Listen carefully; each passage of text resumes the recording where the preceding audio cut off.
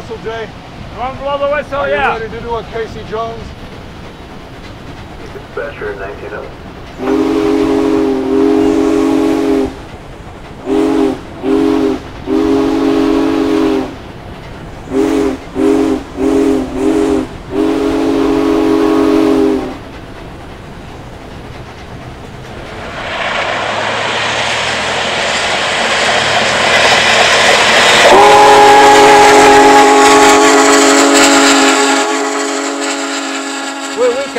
Council Bluffs, Iowa to see Big Boy, the world's most powerful steam engine. Look at the size of this thing. And thanks to Union Pacific and Ed Dickens, he's in charge of this whole deal. So tell us what we got here. Well, you're looking at 1941 technology. This particular locomotive was built in November of 41, 600 tons, 7,000 horsepower. It's one of 25 built, the only one operating in the world today.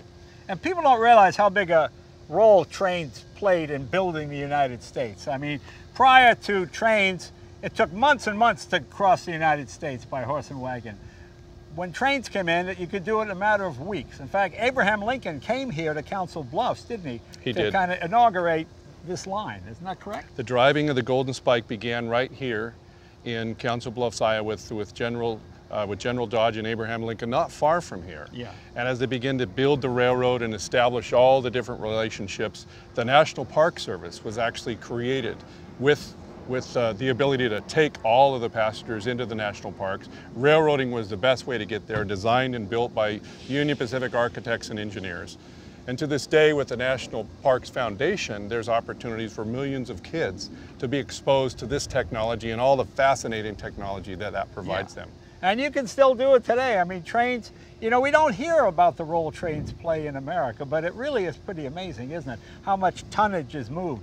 Way more than trucking, isn't it? Well, if you think about it, I mean, look at the gravel, Right. I mean, look at everything and all the stuff in our lives. It's kind of operating in the background, but the clothes on our back, the glasses, the plastic, the rubber, our shoes, our jeans, our fabric, every aspect, all the building materials in your houses, I mean, the list is endless. If you look at the average train, I mean, imagine the commodities in there, all the chemicals and the petrochemicals and all the raw materials, all the finished product. I mean, just clickety-clack, just slamming down that freeway 24/7. Yeah, and the fun thing is, now rich people have fancy cars. Back then they had fancy rail cars. Yeah. And they would hook up to a Union Pacific. You would bring your rail car, if you're JP Morgan or somebody, you have it built, you could hook onto Union Pacific, pay whatever it is, and just drive across the United States. So, fantastic, fantastic, pretty cool. Well, let's take a little closer look here. Now, you see, I love it when American corporations are proud of their heritage. And obviously, you do something like rebuilding this for love, because this is not a profit-generating thing. These things were built when technology was expensive and labor was cheap. Now, it's the other way around, isn't it? It's completely opposite. It's pretty simple technology, but it's incredibly robust and incredibly strong. Tell us a little bit of history. Well, it was built to do the same thing we do today. This is the steam locomotive equivalent of what we have operating today. It looks older, but from an efficiency standpoint, this is state-of-the-art 1940s. Designed and built specifically to move a lot of tonnage and to solve complex transportation issues that the railroad needed to solve, and Big Boy did it. You know, steam really ran America from the early 1800s well into the 1900s, then the internal combustion came in, and then trucking, and then steam gradually. This is the last days of steam. This is probably one of the very last steam vehicles produced in America, isn't it? This technology does represent that. The Union Pacific we still run the last locomotive we bought, the UP-844. But this class of locomotives, there were 25 ultimately built, designed in the late 1930s. This one was built in November of 41. But it does represent the last gasp of steam. Right. And they ran for 17 years. Yeah. And the nice thing about steam is it'll pretty much run forever. You know, I've got some steam vehicles I enjoy. You can leave them sit for 25 years, put water in them, get the fire going, and you go, you know. Try that with a mid-90s car with a computer, and you know, unless you got that little relay box, whatever, it's never going to run again. Whereas this, it's all just hand labor, isn't it? There are no tiny parts in this thing, are there? Not really, yeah. all the parts you can see, I mean, look at the size of the wrenches you need for some of those Right. nuts and bolts. But for what it is, it's actually quite delicate in that it runs like a Swiss watch. Right. And the seat of your pants finesse, I'm sure you experience that with your Doble or any of the other manual cars. This locomotive is a very fine running machine. And there's nothing like the power of steam. We know we're used to engines where you have to rev them up and you need a transmission to be able to move them because they don't have the power to move on their own, so they got to go through a series of gears. I always call this the hand of God. It's like this. You're just being pushed down the road. Yes. And this weighs, how much does it weigh? This is 600 tons, Jay. 600 tons. Yes. And it pulls away like nothing, doesn't yes. It's equivalent to 3 of those locomotives you see back there. Right. So this represents the combined weight of 3 of those big modern, we call it an SD70, 3 of those. And how much weight can this haul, can it pull? Not getting into the too much nuts and bolts, but they were said to pull a train 5 miles long on flat ground. Really? 5 Yes, miles long? 5 miles long. That's So the guy I'm always stuck behind. That's, Yeah. that's right. And in the context of our traffic today, we run a lot of traffic. That's efficient. The big boy was designed to haul more cars to do the job more efficiently. Back before that, we had to use multiple locomotives. That process was called double heading. Right, The right. big boy solved the problem and eliminated the need for that second engine and all the associated costs with that. So the big boy was able to take more tonnage up the grade. You know, the fascinating, even if you know nothing about trains, just the magnificence of it, just the size of it. I mean, I imagine little kids must go crazy when they see this. This is like meeting a dinosaur, isn't it? It's like It's like seeing an actual dinosaur that goes down the road. And this is almost the equivalent in steam of Apollo 11, you know, because it used to take months to cross America. And then the railroads came in and it was reduced to a matter of weeks, which must have just seemed like air travel when it first started to make. The fact you could go from New York to California in 14 days. It's unbelievable versus 5 or 6 months. You know? Yes. Yeah. And risk your life in the process. Yeah. Union Pacific, they're the ones that joined with the Golden Spike, if I remember my history, my 5th grade history, that connected the East and the West with rail for the first time that had been done, didn't it? That's correct. And it started right here in Council Bluffs. Oh, is that right? Abraham Lincoln was not very far from here when he gave the order to General Dodge. But it really was the equivalent of John F. Kennedy in 1961 saying, we're going to put a man on the moon by the end. It'll never happen. And people didn't think that would ever happen back in the day. So Lincoln must have really been impressed. Show us a little bit more. These are the pistons here. Well, this is what we call a 4-cylinder simple, meaning that the steam is used one time.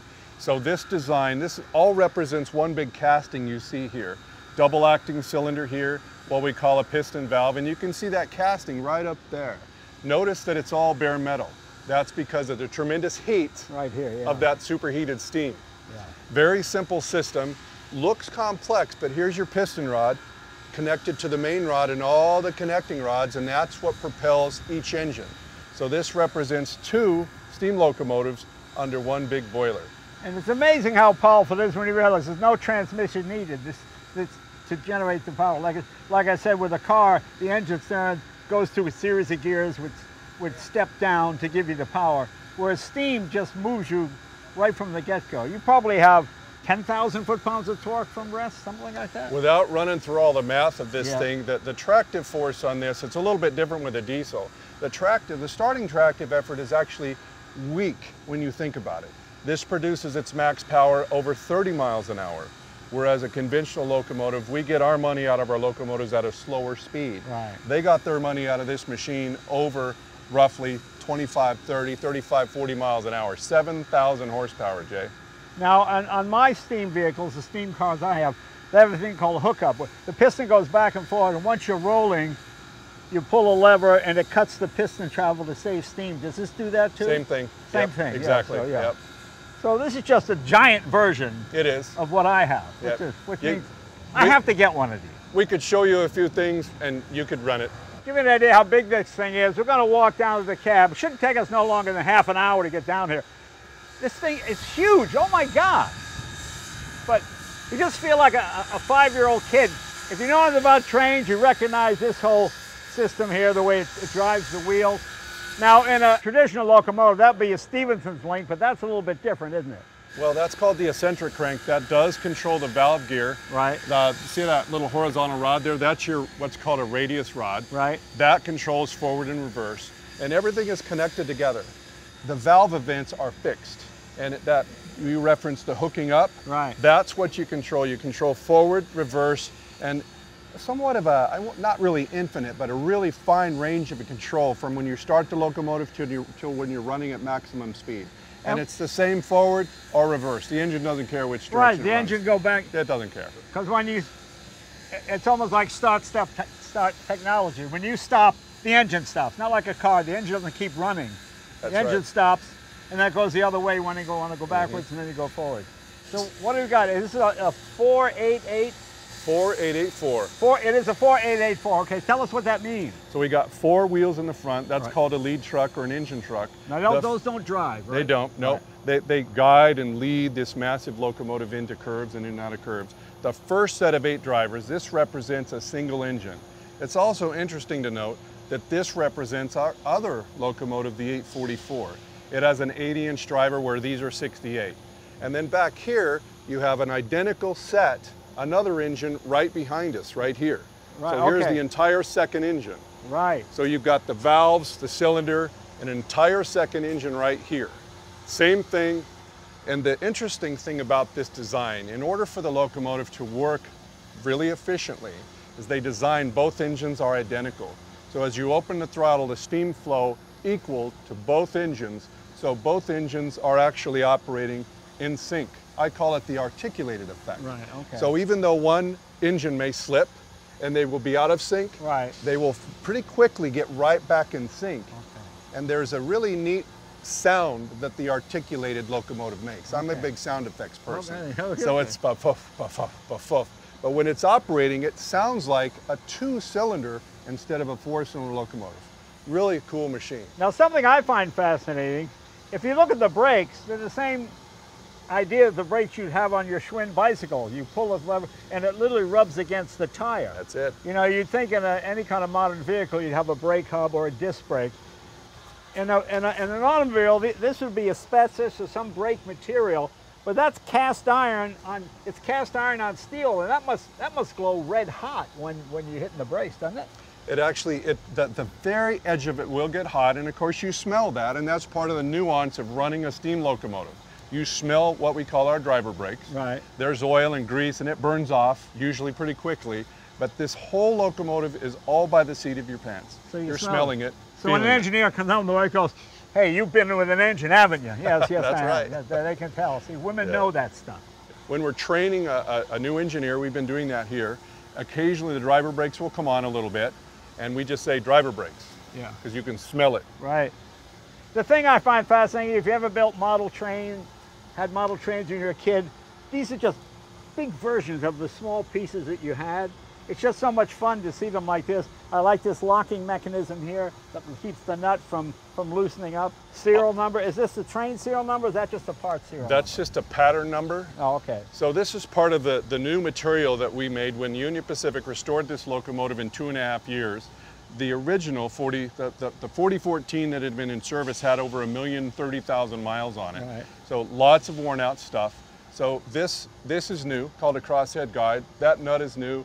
And there's just all parts of new material here, all forged, cast, machined, all custom. I recognize this red grease. Yes. Yeah, I use this too. Mobile SHC 100. Yeah. Good stuff. Yeah, it does work good. Yeah. It does work good.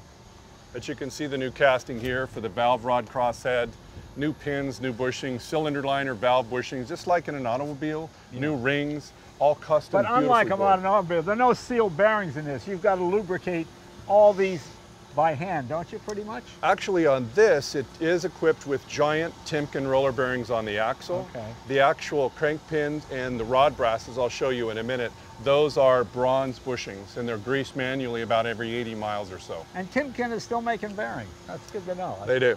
Oh, that's good. You know, I love, it's all made in America.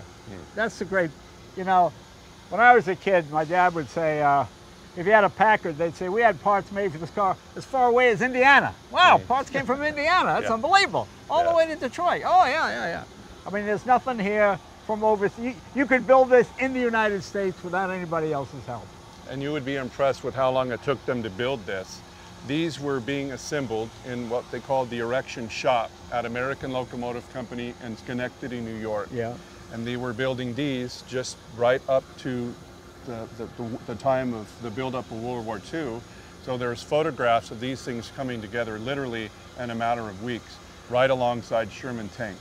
When they built Willow Run, which was a Ford plant which was converted to aircraft, and we were literally building planes faster than the Germans could shoot them down. Yeah. I mean, I don't even think we could do that today. I almost think in a lot of ways American manufacturing was more efficient 40, 50 years ago because everything was here. And of course we couldn't have done it without the railroad. That's right. I mean, people don't realize, I don't know how much of a part railroads are in people's lives today. I don't think they realize that how much of stuff is moved by train, moved by freight.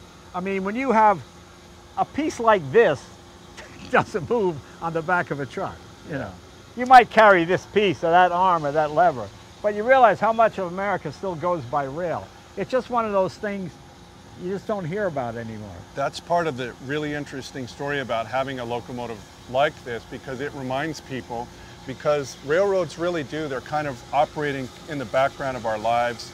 You know, we'll hear that train horn in the middle of the night, or there'll be you'll see a train operating under a bridge or an overpass. But if you think about the volume of tonnage that this locomotive was designed to build and the volume of traffic, back in the 1940s, the railroads were very robust to handle the traffic that these locomotives were pulling. Look at the weight of this thing. Yeah. The network that we have today, I'm happy to say, I'm very privileged to be able to operate over just about all of it, and I will tell you how rugged and robust it is. I'm amazed at how, thank you. I'm amazed at how a simple rail like this can hold up that much weight. It almost seems like it would crack or bend or break or something. I mean, the weight of this, plus you're pulling thousands of tons. Pretty amazing. How much of this is original in the sense that all you had to do was clean it up? Did the whole thing have to be completely torn down, or were some parts still robust enough that we could clean up this wheel and that'll be fine, you know what I mean? Well, we took it completely apart. Right. So if you were to look at this, if a kind of a train buff like me, I have what's called the Locomotive Encyclopedia. And when you look at that, it shows the construction pictures of when they made these things and what all the parts look like on the factory floor. Well, if you were in Cheyenne in 2017, 2018, you would see those parts. Yeah. We took it apart, we disassembled the front engine, took the jacket off, took the boiler apart, all the wheels out of it, and we sandblasted everything and cleaned it, put it all back together again. Wow. So new parts to old parts. I need to sit down and tally that up, but I bet you we're at 60% new parts on all the running equipment. Yeah. You know, the rods and the big heavy duty stuff. You saw that crosshead I mentioned there. You know, the cylinder, just like in an automobile, there's a liner in there. That's all new on this side. All the valve bushings. I mean, I could just go down the list and just name all the parts because our fingerprints are all over this. I'm amazed that technology still exists to make the parts. You know, I have some old airplane engines, and I couldn't find anybody to make a crankshaft for a V12 Merlin because all of the tooling got sent to India or China or overseas. Somebody bought it all, you know. So I wonder if you had that problem with this. Well, that was my job, and there were a few parts that took me about a year's worth of emailing, and sometimes I would go visit a factory or a manufacturing plant. They had the ability to do it, but they just didn't know if they really needed to, even though we only wanted like 12 parts or whatever it was. So, but we were able to get everything forged, everything cast. We draw it in CAD, we take the old blueprints. We have all of the blueprints. In 1975, this is a cool story, the Union Pacific took all their steam locomotive stuff, and rather than throwing it away, they microfilmed it and set it aside. And in the 1990s, the Historical Society went through and they scanned everything. And they sell them online. Anybody can buy a big boy set of drawings. Oh, that's a great thing. I had the foresight to do that. So we have all that stuff, and we convert those into modern CAD files, and that's how you communicate to modern industry. And you can make castings. CNC shops can make parts for you, and that's what we did. We made everything. Well, let's continue our walk down to get to the cabin here. We should be there about another 20 minutes. This is the boiler right here, correct? This is the firebox and combustion chamber. And the neat thing about this, the crown sheet on this firebox is 29 feet long, and the distance over tube sheets, for those people who are into the technical side, is 22 feet. So this entire, pretty much everything that you see here, from the gray section that's called the smoke box, this is all boiler firebox. Well, let's explain what the crown sheet is. The fire is below the crown sheet, and then the water is on top of the crown sheet. As long as you have water over the crown sheet, you'll be fine. But if that ever gets below it, either run away, or that's why You may not be able to run fast enough. well, you know, I converted mine to run on propane, so I can shut the fire off right now. You know, you got coal or wood or something, run away because it's gonna blow. Just get out of there. Yeah, yeah. Well, it's kind of the fundamentals of steam locomotives, that the water level management is very carefully monitored. Right. Good qualified guys. There's just a handful of us on this locomotive. We're training a few more. But here on this boiler here, this is called the side sheet. So there's actually a water space, and you see all those little button heads, those are called stay bolts. Yeah. And they secure that inner sheet, which transitions up to that crown sheet that you mentioned. And people don't realize how powerful steam is. I've got a 1906 Advanced tractor, and that beat a guy that had a twin engine, diesel, turbocharged, the whole thing, and dragged it backwards. Yeah, and it was steam. Effortlessly, right. Yeah, amazing. Yeah. Amazing. Well, very good. Let's see what else we got here. So you can hear the oil fire in there. Yeah. You can hear that. So originally these were built to burn coal. That's why the whole underside here is very large. That was all grade area, 150 square feet for that coal fire. When we restored this, we had no intention of running coal, converted to burn oil. A very simple system. You can hear that atomizer and kind of hear that oil gurgling around in there. And you hear that combustion air just flowing in, naturally drawn in through the natural process of this thing running. And how often do you have to drain the firebox, to clean the firebox? Not so much with oil, I guess. Only once. We have an inspection period, 31 service days. We go through an annual maintenance process, but it is very clean compared to coal. Yeah, yeah. Burning coal, you have literally tons of ash daily to contend with. Yeah. Okay, well here we are at the end. Now this is your tender right here, correct? Yes. It's got your water, or is it water or coal or oil in here? What is here? There's two compartments. If you look up here, right in the middle of that word union, you see a diagonal rivet line. Yeah. That was what's called a slope sheet for the coal to naturally flow down into a stoker mechanism. Right. And that's what delivered the coal. Well, there's a fuel tank placed in that coal space, and around it, like a big horseshoe, is your water. So there's 25,000 gallons of water here. And because we no longer have all the water logistics that went away years ago with the steam locomotive, we have two cars behind this that are just water. So with all that fuel and water, you know, we're good for about 250 miles. Now you don't need like Evian racing water, you just use regular.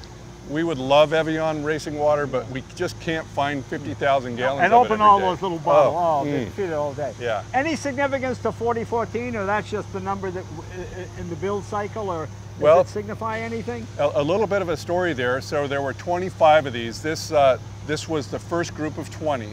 The 4014 was donated in 1961 to the Los Angeles County Fairground, the Railway and Locomotive Historical Society, a museum still running called Rail Giants. Great place, big locomotives out there.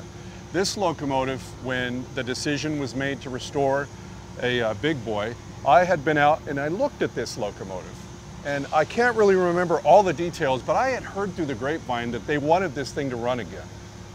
And so it was in Los Angeles, it's sunny out there, it's not very wet, and they had taken pretty good care of it, so it wasn't deteriorated like a lot of locomotives that sit in a park and they're out in the weather all the time. Right. So from the moment, it was my decision, my choice to pick, and I wanted the 4014.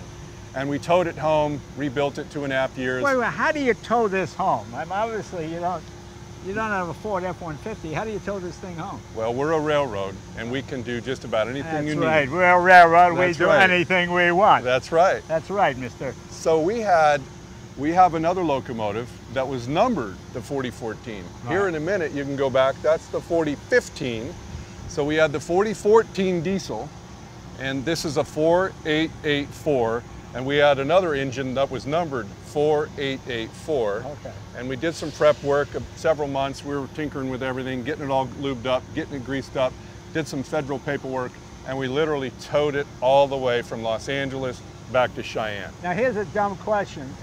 Did you pull it on tracks with the wheels turning, or did you get it up on, you don't get it up, how do you are you pulling it on tracks? Or? Yeah, absolutely. We leapfrogged it out of there. So it was a mile away from where we needed it to be. Right. So my team and I, we built a giant model railroad. Our colleagues in California gave me 26 pieces of 40-foot track panels. We rented big forklifts and we literally just built the track and moved it, curved it, moved it. We moved it a mile in 7 days. Wow. And then coordinated with everybody, had excellent collaboration. I mean, it's some of the funnest stuff we've done. I like this. And one night on the Tonight Show, we had an elephant on. In the middle of the show, the elephant was backstage and peed. 55 gallons. I mean, we had guys that squeezed the whole place. That's what it just reminded me of. Just suddenly, what's that? I thought a pipe had burst. It just flooded the whole place. Yeah. So in a nutshell, how'd the number get there? Okay, so these were built number 4,000 to number 4,024. Right. This one was one of those 25 locomotives. It was going to be scrapped. And the organization asked the Union Pacific to donate it, so they donated it out there. So here's the 4014 sitting out there, forlorn, being taken care of nicely in the museum. We asked to return this locomotive. They gave it back to us so we could restore it. So this is 4014 out of 25. Wow. Okay. There happens to be 8 of them in existence. This is the only one running. Now tell us about the origin of the name Big Boy, because I think of a kid holding a hamburger out front of a restaurant. Where did it come from? When these locomotives were being assembled at American Locomotive Company, in this case it would have been mid-1941, an anonymous employee went out as this locomotive, the very first one. It wasn't this one, it was the number 4000, and they rolled it out the door and they were just testing them. Somebody went up there and they took a piece of chalk and they wrote the words Big Boy with a V for victory on the smoke box. Somebody snapped a picture of it. That really took hold. Yeah. And throughout that entire period of all the effort building up to the war, and then the history of these locomotives, that became the story of the Big Boy.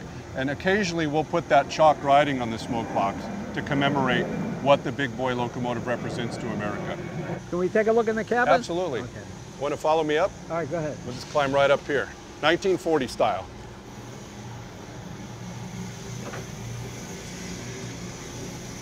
Here you go, Jay. All right. Welcome to the cabin of the Big Boy, Jay. Oh, it's great. Jay, hey. I'd like you to meet Ted Schulte. Ted, how are you, sir? Nice to Good. meet you. Yeah, those are the same water valves I have on my Stanley. Actually, the same. Yeah, the same ones actually. Yeah. That's your water level, right? That's right. On a boiler this large, you need 2. Right. Because of the length of the locomotive. Uphill and down, the water level varies. Right. And they help you maintain the proper water level. And I assume this is danger right below there.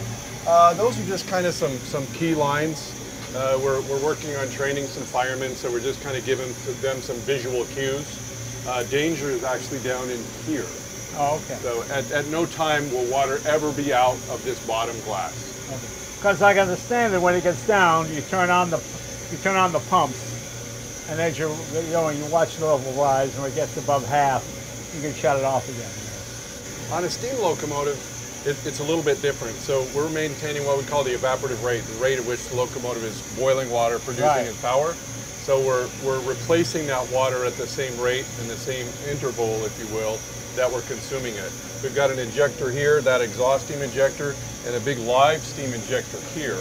And it uses the live steam or the exhaust steam and a combination of live steam to put that water in the boiler. It's just like a pump on your car. Yeah. See, I guess this is meant to run at a constant rate of fuel use. In a car, you stop at a light, and then so you're constant. That's why the Doble has that draft booster. Yeah. Okay. Oh, very cool. You still do it, but you do it much more controlled and you plan ahead a lot. We'll run up and stop and we tone everything back. This is called a spot fire right here. Right. When we're underway, we're generating greater horsepower. Therefore, this fire is really ripping and roaring along.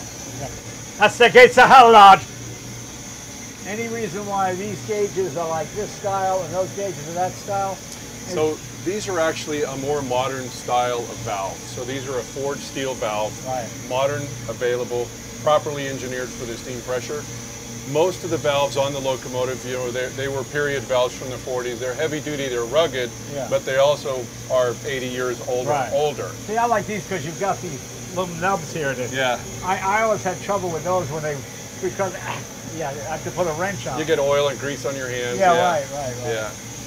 And over here we have the engineer, and we have what's called PTC, positive train control. Right. And when the PTC system is on and active. Oh, this is that new fancy electronic stuff. That's right. These kids today, they don't know what they're doing. So we have this system, and it has a series of heavy-duty computers, GPS antennas, and interfaces with a whole other world out there. And it provides a layer of really good, effective control. Well, I mean, I think it's just great. I love the fact that Union Pacific just treasures its history, you know? You look back, because so many people, you move on to the next thing, you throw it away, you throw it away. It's so nice to save something like this. And like you said, kids go nuts when they see it, because it's like a dinosaur. It's big, you know, they want to have a model of it, they want to ride in it. Oh, it's great. Yeah, there's the 10-year-old kids, the 30, 40, 50, 80-year-old kids. They just love it. There's a few modern things we have, a speedometer. This speedometer is actually 40 years old, but it's modern. And this electronic device monitors the air pressure at the end of the train. And then we have a 12-volt vehicle radio right up here. Other than that, all of this locomotive is all original 1940s. Of course, we converted it to burn oil, so it looked different than it did when it used to burn coal. But this is all very simple, very basic technology. And you even carry the sand in case of fire?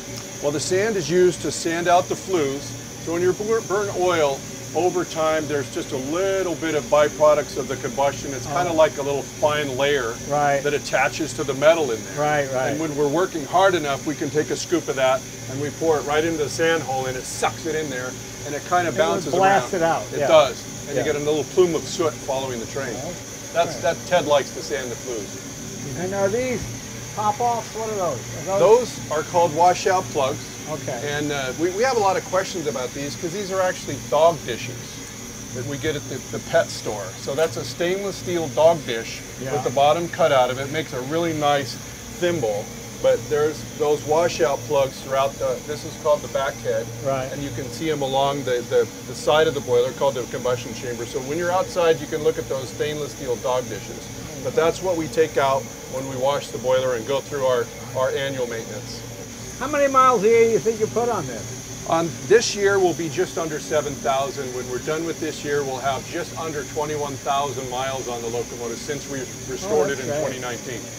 And you still go to the national parks and do all of that? Well, we go wherever they tell us. And the fun part of our job is that we have a job where we never say no.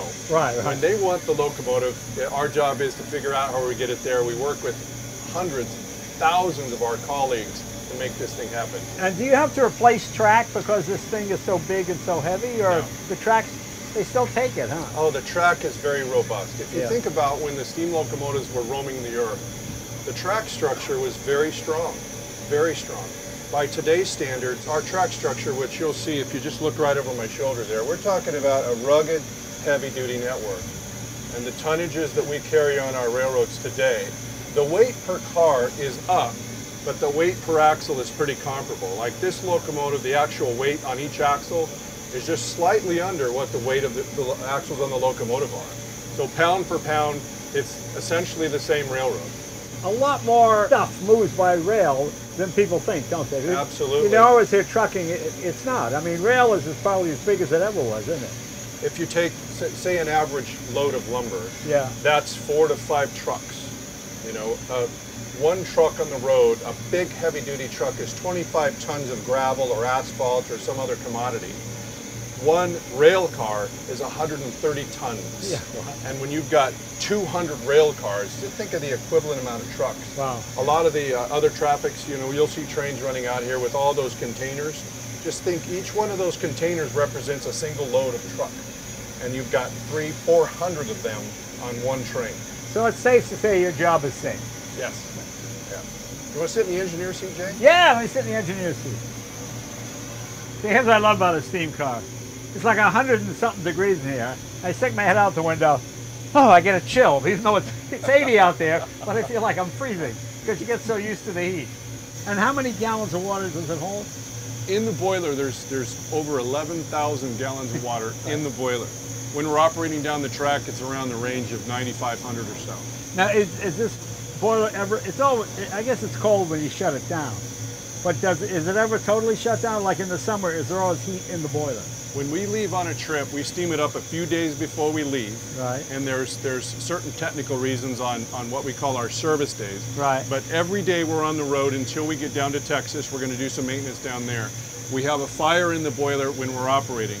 when we're done at night. Here in about 20 minutes, we're going to shut that fire off, and we close all of the air surfaces off, and this thing will retain heat really good. We'll come back in the morning about 5, 6 a.m. It'll still have 200 pounds of pressure on it. The water will be still up in that top glass. Yeah, we light the fire and away we go. That's the same thing with my buildable. Yeah. So from dead cold, you haven't run it for 6 months.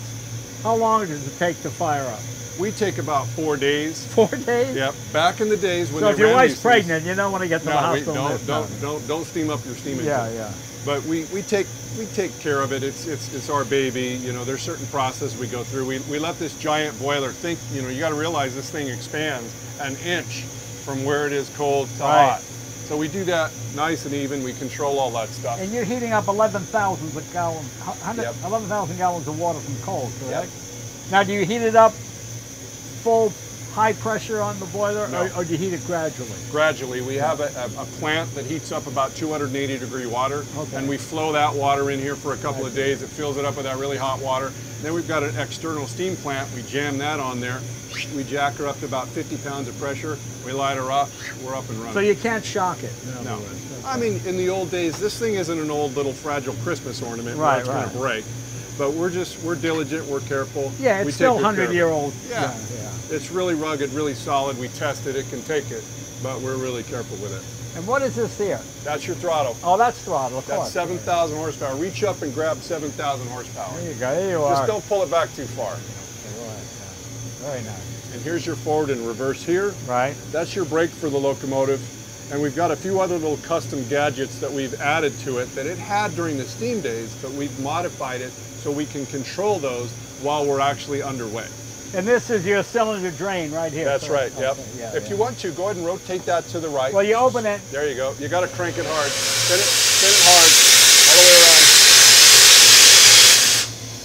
There you go. Now they're closed. And now fling it really quick with your wrist and fling it all the way the other way, counterclockwise. Yeah, that's just like the double of the thing. That's great. Yeah, steam technology is fascinating. And you know, it's funny because people think it's such a mystery, but in 1940, more guys knew about steam than knew about internal combustion, especially the older guys, because that's what they grew up with. You had steam ships. Bessel even built a steam airplane. Do you ever see that? You Google that, Bessel steam airplane. And they built it to be a spy plane because it didn't make any noise at all. It could fly over. All you heard was the propeller going around. Yeah, back when these locomotives were in regular service, thousands of people operated these, just like our trains today. Yeah. You know, it's very specialized today. There's a lot of really good qualified steam locomotive people, but it's this technology. It's you know, you've got the heat, the work. I mean, you get dirty. You know, it's just the nature of it. And there's a long apprenticeship when you serve in a job like this. Yeah. You just don't jump up here and start running it. Well, I love the fact you realize it only takes 1 or 2 generations for technology to just disappear. And then the fact that you guys and Union Pacific is keeping it going, I really think it's terrific. You know, there's a wonderful college, McPherson College. They do a whole 4-year course in automobile restoration, steam cars, old electric cars, everything, you know. And they have apprentices, and I bet some of their apprentices would love to work with you on this.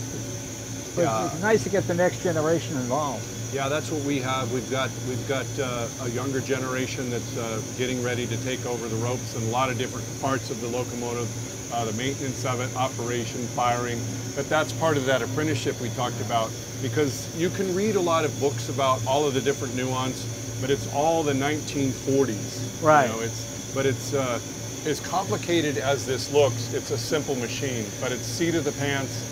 Run it by your wristwatch, control it with your hands. You know, it's funny, I've got a 1915 Hispano Suiza airplane engine in a car, and I've got the manual. In the manual, most men were illiterate. So the manual, just guys with work shirts and ties, everything was a picture. It's all pictures of how to put the bearing, because I know you drop the oil pan, the bearings are in the pan, take the bearings out, put new bearings in, slap them on, send it back up in the air again, you know? And it's a fascinating, because you realize they couldn't read, but they could understand the pictures, and he just showed you how to rebuild the whole engine just through pictures. It's really kind of neat. There's a fascinating story of the development of all this technology, and many of the people that grew up and went through, they ultimately did go to college, but many of them came from a pretty humble beginning. Started out as a laborer, started out in a position in the shop, and they worked their way up. The story of those that designed this locomotive, that's that story. You know, when I was a kid, I was 6 years old, and somebody gave me a book, Mike Mulligan and the Steam Shovel. Yeah. Remember that book? Oh, absolutely. Well, I Where got it gets in the book, basement and you got to leave it there? Yeah, and the family next door to us, the Volans, they had the coal man come every month with a chute, and he would shoot coal into their basement. And I would go sit, and I'd sit on the pile of coal and read Mike Mulligan and the Steam Shovel. So that's how I kind of got into it. We're going to go for a ride tomorrow, Jake, tomorrow morning. But first, we'd like to take you in and show you where we maintain the passenger cars. So we have restored a fleet of 1940s, 1950s, what we call streamliner cars. You can see some of them that we're coupled to right now. We'd like to take you in and show you the Heritage Fleet Shop. Let's do it.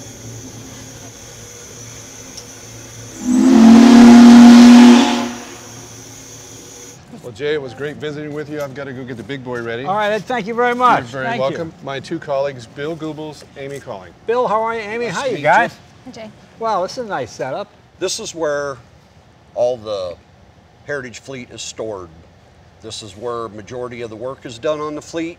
The ready track, which is outside, trains go out, come back into the building here. This is where we do all of our mid-year inspections, our quarterly inspections, our outbounds, inbounds. Most of that work's all done in here prior to train going back out on the ready track, which it departs from there. And what vintage are most of these cars in here? Most of these cars are from the 50s. Oh, okay. They'll range from 49, there are some 49 built cars in this mix, up to 65 actually would be the newest car in here. Oh, okay. But they'll range mostly 50s vintage. Okay. So you keep updating them, or you try to keep the vintage look, or how does that work? We do, but it's very difficult sometimes to hide the technology. You want that vintage feel. You want to make it feel like you step back in time when you first walk into it. So it's very hard sometimes to hide the technology. Yeah, but you don't want those hot embers hitting your clothes, you know. Yeah, try to avoid that part. That's true. We don't want that. Yeah, you don't want that. Well, very good. Can we take a look at some of the cars? Sure. Absolutely. This way. Just watch your step on this rail. Make sure you step over it, please. This is the first one? This is the first one. This is the Green River. This is the St. Louis car. This is one of our high-end business cars. So we Wow. have kitchen area here. Yeah. Full kitchen. This would be considered the crew quarters for the crew. Right. And then we're walking into the dining area slash meeting area Oh, where look at they have this, their yeah. conference meetings, dining area. Oh, this is great. Yeah, it's a nice way to travel. It's beautiful. We try to hide technology when we're in these cars, so we have little cubbies and secret hidden things everywhere. Very nice. Bill, if you could hit the button under the Is the TV table in for the TV that's hidden behind the Oh, screen. very cool. Look at that. So this is a car that we would normally use for high-end. So Yeah. our CEO will ride in this car Yeah, that's during a the nice way to travels. travel. And we'll walk down the hallway over here. This here's a bathroom, Right. public bathroom, so it's not connected to any bedroom or anything. And then there is an office, another bathroom and shower, and the bedroom. Oh, and this is sitting area? And this is the observation room. Oh, this is great. Wow. Well, it's a nice way to travel, you know. Yes, very much so. Oh, yeah. Beat Southwest. Sit down, Sit down around. take a load off, sit down, relax, get ready for your trip tomorrow. Yeah, when I drive to tomorrow, I'll just camp out here. You know, it's kind of interesting to travel in a car where you have more room than you could possibly use. We're all used to cramped airplanes. You go, why would anyone take a train anywhere? It takes so long. But then you get inside one of these and realize it's like your house. It's like you're driving in your house. You got all kinds of room. You can stretch out. They got pretty good bacon too. Come on.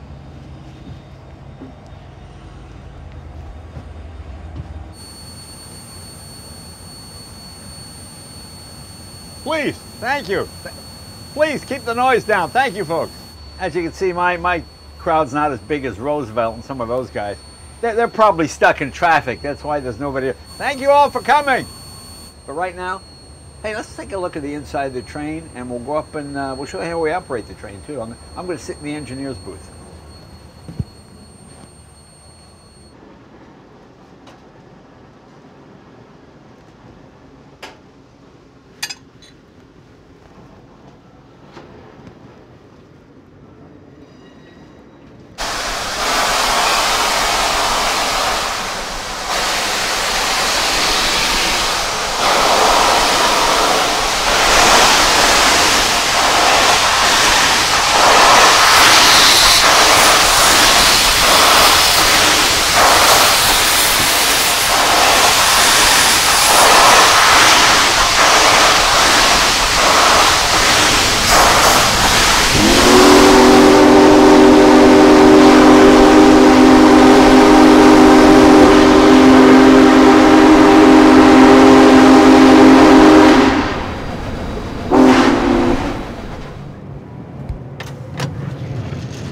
Kind of could see Liam Neeson with a gun going through here.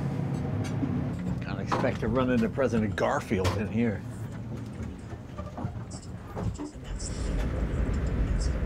Well, how cool is this? This is the dome or the observation deck. I never thought I'd enjoy going 40 miles an hour. You can see the engine enveloped in steam up there. I don't know idea how many hundreds of tons this thing is pulling away with, but it's got to be a lot. Now you see that black smoke, that means the engines run a little rich. They're using more fuel. As soon as that black smoke disappears, that's when the engine is running at optimum efficiency. It's like a moving neighborhood, you know? It's like all the houses on your street are going down the street at the same time. This is a pretty luxurious way to travel back in the early 1900s or even late 1800s. This is what rich people did. Instead of having a limo or a Bugatti or a Ferrari or some kind of fancy car, you got your own rail car and you outfitted it the way you wanted. Now you see a slight bend in the track up there. This engine is like 132 feet long, so it needs to articulate, which means it needs to move when it goes around the corners. Even a big sweeping corner, you're still, you know, you still got a little bit of movement there. As you can see, the black smoke is dissipating, and the white smoke is becoming clear, and pretty soon that'll be pretty much gone altogether. And the rest is just steam. The train is still accelerating, so that I think you're giving it a little bit more throttle than is necessary, and that's why you get that heavy black smoke. You know, back in the day, how you got there was almost as important as where you were going, because it was an adventure, it was comfortable.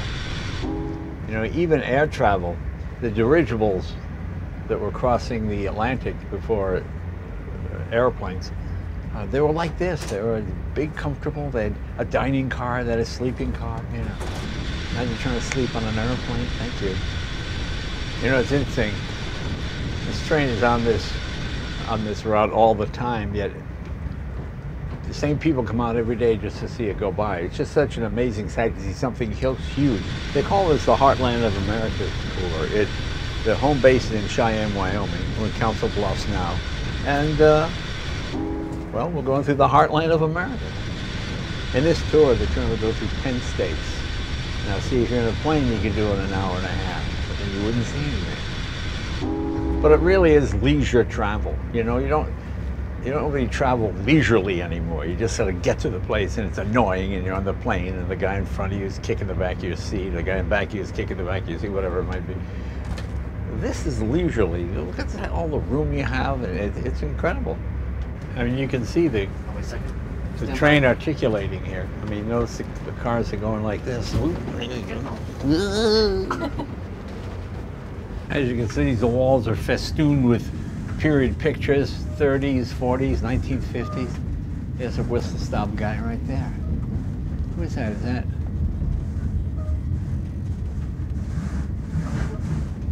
Is that Nixon? I can't see. No. Come on, let's take a look at the dining car. It has Star Trek doors that go.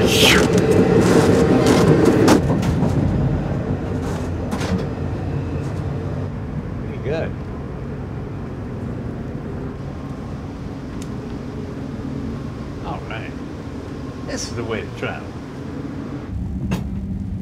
Let's show you one of the bedrooms. Boy, this is pretty cool. Got a crash out.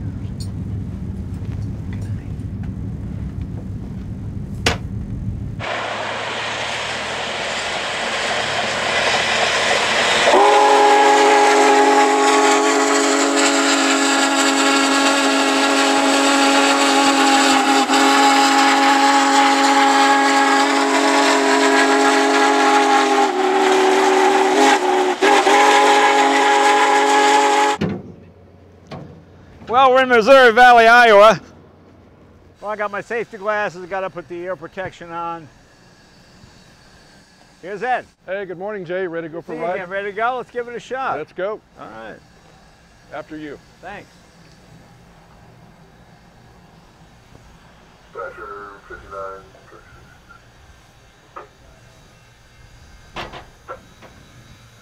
Howdy, boys. Howdy, Mr. J. How you Nice doing, to see sir? you. Gentlemen, hello again.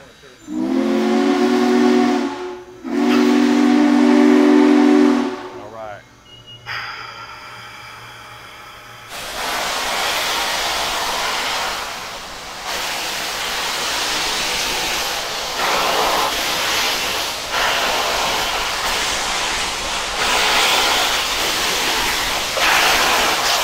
Here's the piston.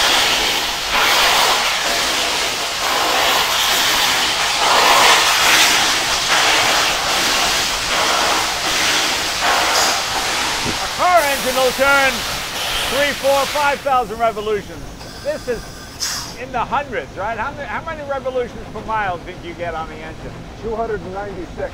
296 revolutions per mile, which is pretty amazing. Shows you how much power it has. And you can hear a conventional four-cylinder locomotive, 1, 2, 3, 4. This Yeah. is 2. They're syncopated, they get insane. Yeah. No electric watches on a train. What are you doing, about 40 miles an hour, 35? 34. 34 miles an hour. Let's think of a more perfect day. I always know that old song, you can hear the whistle blow 100 miles. Oh yeah, you can hear this for probably at least 4 or 5 miles. 4 or 5 miles. Oh, yeah.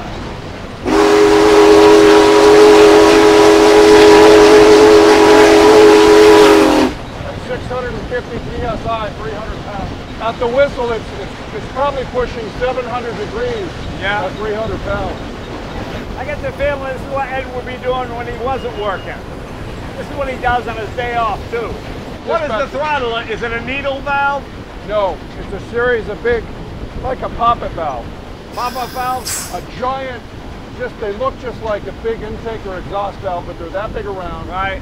and they're forged. We had them all custom machined. We made them. They slam down, yeah. And you're working against that 300 pounds Yeah. of pressure. So you got to really, You have to hand lap them in? yes, yep. He and I take them out and we put them in every time we run the locomotive. Oh, is that right? Yeah. We take them out, we put them in a box in my office, and then we take care of it. This throttle, when we do our inspections, there's not even a drop of water. You probably noticed that when we're sitting there.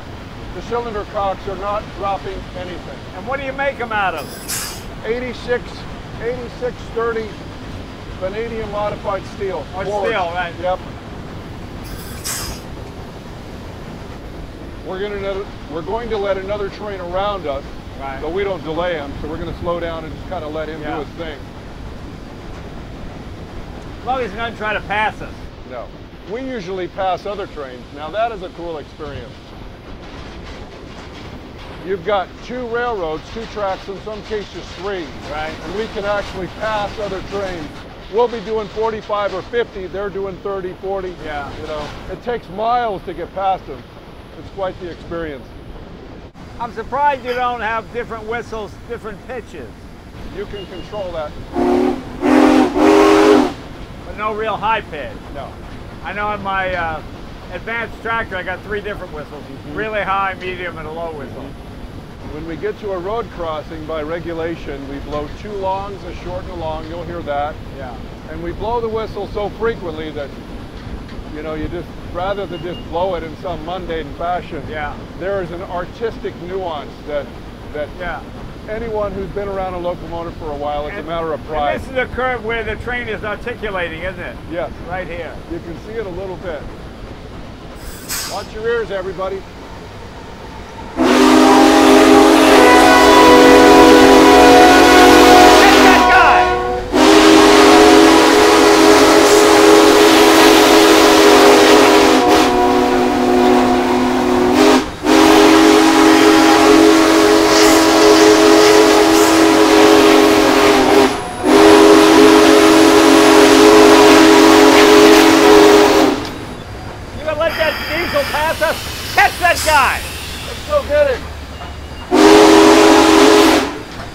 So I'm training Austin. Austin has essentially a learner's permit. It's called a Class 3, a Federal Railroad Administration Class 3. And I also have another gentleman that I'm training, Kurt. And Jimmy, who is up here. Jimmy was the fireman from Council Bluffs to Missouri Valley. I've got another young man that I'm training as a fireman as well.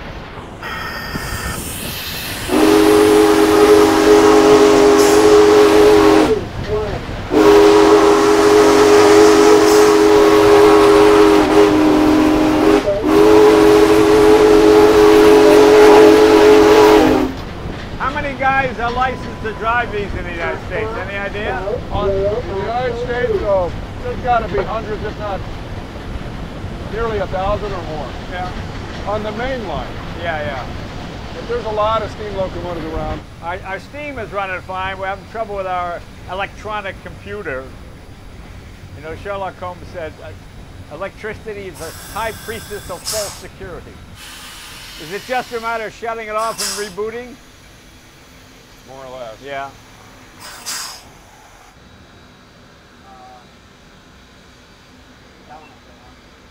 Okay. Oh, just had to fix a minor problem and I'm on our way again. A problem of modern electronics, nothing to do with steam.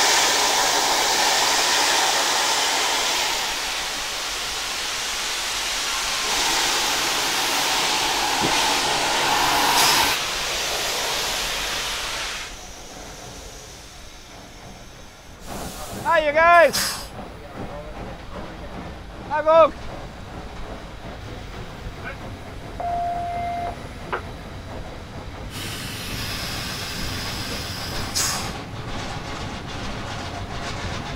You know, with the exception of the modern cars, I don't imagine the scenery in this route has changed much in the last 100 years. Pretty much just cornfields.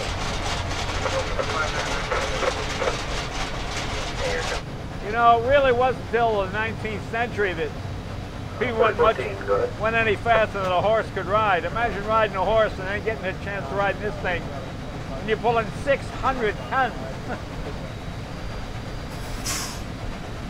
All right. Are you ready to blow the whistle, Jay? You want to blow the whistle? Are Yeah. you ready to do a Casey Jones? Dispatcher 1900.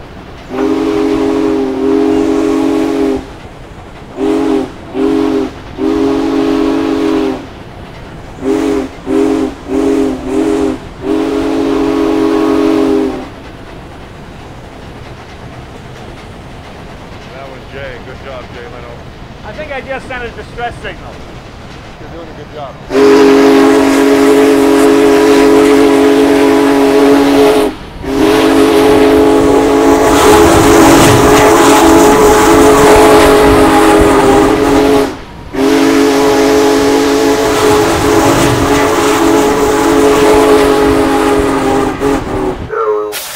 Joe?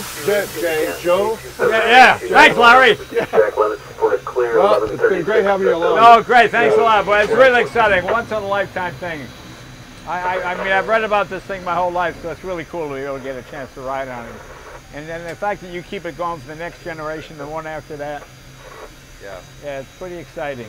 Yeah, we're very privileged that we do this, and UP stand behind us. You know, we've been doing this particular project for over a decade. Did you get to meet a lot of the old guys that maybe when this thing retired in the 50s, any of them get to see it run again? Only a few. Yeah. Yeah, and they were in their 90s then. Yeah, So, but they got to see it together yeah, they again. did. Yeah, there were two when we had this on its inaugural run Yeah. for the 150th anniversary of the drive-in to Golden Spike. There were two gentlemen there Wow. that actually worked on it in the 50s as firemen. You know, they're in Yeah. their 20s then. Yeah, that's So, great. yeah.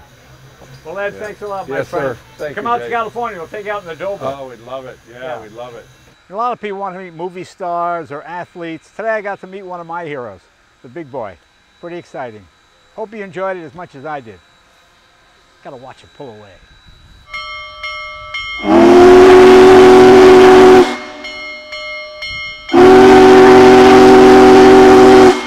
You know who really loves this?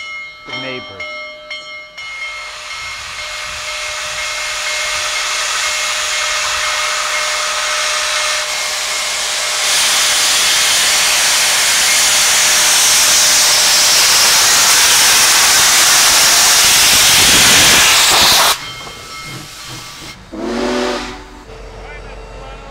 Bye guys, thanks for everything. The hobos are getting a lot better looking.